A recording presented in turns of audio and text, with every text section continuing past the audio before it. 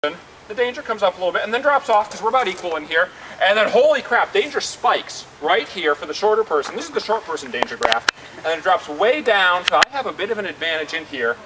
And then it just goes to hell in there. That's dagger place. That's knife fight in a phone booth. Yeah, short people love this spot.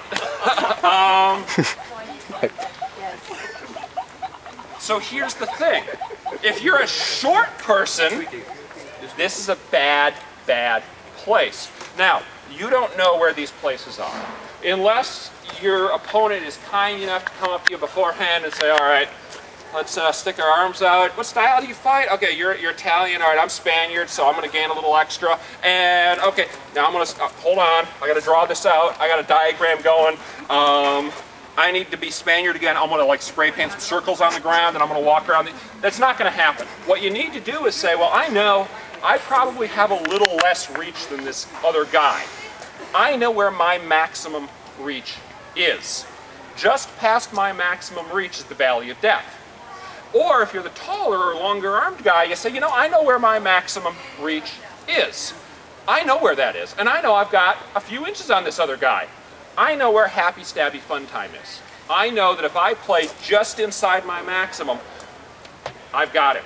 So, most of us already, at a certain point in our fencing careers, 1 or 2 years in, begin to develop this little lizard brain thing back here, where if you're a shorter or shorter armed fencer, and you come into this zone, bells and whistles just start going off. You got klaxons and sirens, and whoop, whoop, and there's like red lights coming at you, and holy crap, but you don't know what to do. And 9 out of 10 shorter armed fencers take a step back out of the danger zone. Bad move. That's what gets you killed. Now, at the same time, most longer armed guys say, hey, you just walked into the butter zone. And they're happy. And that is why, if you have two fencers who do not actively think about this stuff, long-armed fencers have an advantage. Long-bladed fencers have an advantage. Because as you move through this spectrum, because this fight starts out here, no real advantage, huge advantage to the long-armed guy, slight advantage, except for the short-armed guy probably dies somewhere around here. So, mathematical advantage to the tall guy. The good news is, for the short guy, it's pretty easy to negate this once you know about it. And once you negate this, you can step through to here, gain the advantage, and this is why there's a lot of people out there who will tell you that arm length doesn't give you an advantage, because they're good enough to know how to negate this. And they're forgetting about what it was like to be a one-year-in fencer who doesn't understand this and gets killed right there a lot and knows there's an advantage. But it is easy to negate and bypass. And then you can get into here. And that's where the short-armed folks earn their bread and butter. This is largely aimed towards how the short-armed folks can overcome this and how us tall monkey-armed people can try to use it.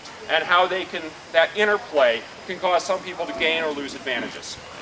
Now, that is our measure.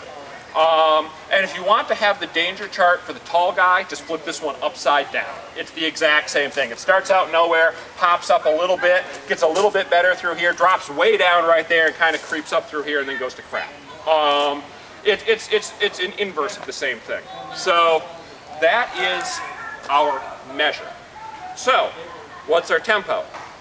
Our tempo is any motion you make while in or moving into measure.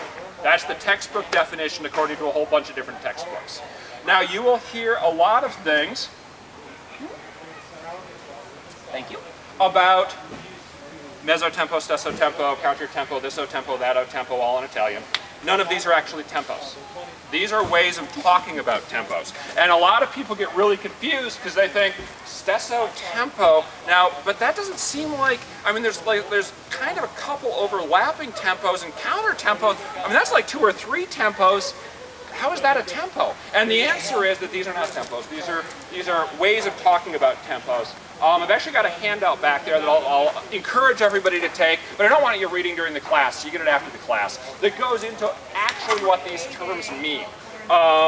And if you want to, you can translate them into German, but most people talk in Italian when they're talking about this stuff. In the meantime, I'm going to stick with single tempo, double tempo. Counter tempo is actually basically English, so I'll use that one. I'll try to keep it English.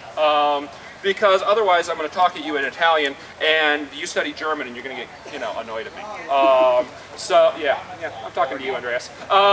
So they are ways of talking about this. Now, a single tempo usually is referred to, in talking about a response, a reply, a repost, if you will, where I am going to do something that takes a single action. Now, in order to make the threat go away, that's usually a parry. Okay, well, that's exciting. Not much happened. Sword came forward. I made it go away. Yippee.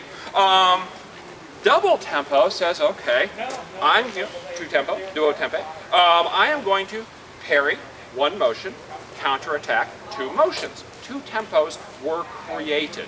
There was the tiniest little infinitesimal pause between them. Not so much that you actually hold still, but you could watch the film and kind of draw a line and say before, after. They effectively are one motion, but they can be divided neatly into two.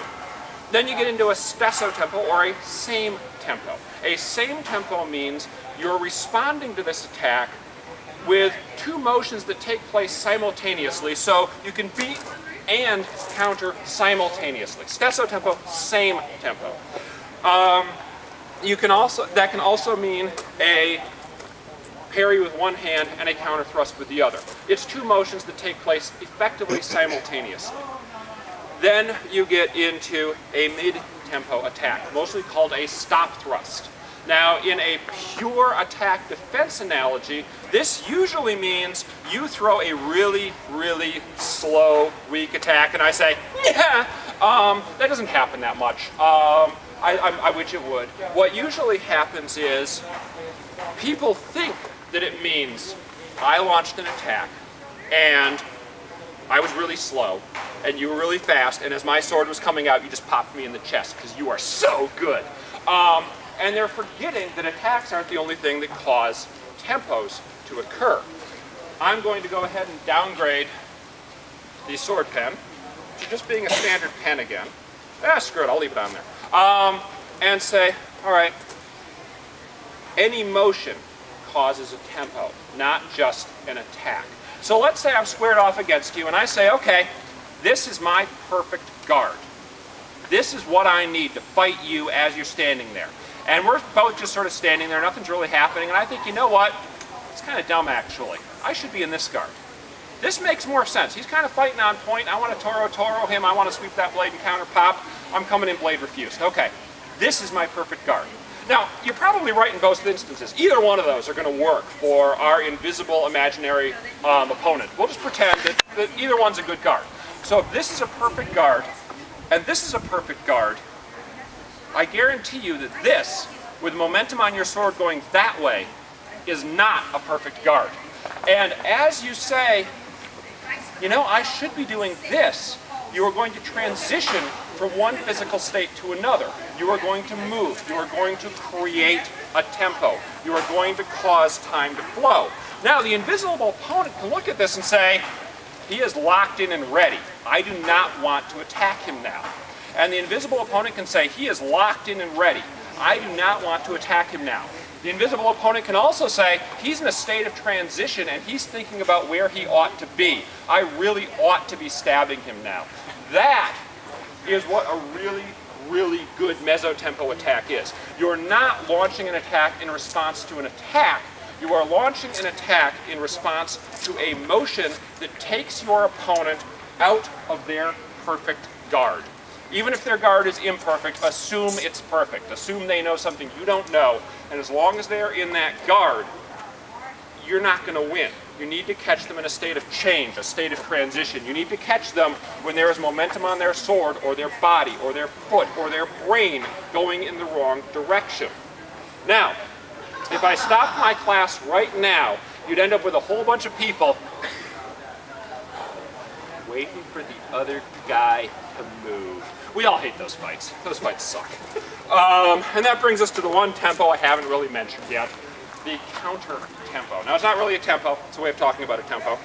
A counter tempo is to say, okay, if we both stand here all day, we're both going to grow old, and neither one of us is going to die. One of the old Spaniards said, without motion there is no wound. No truer words were ever spoken. We can glower at each other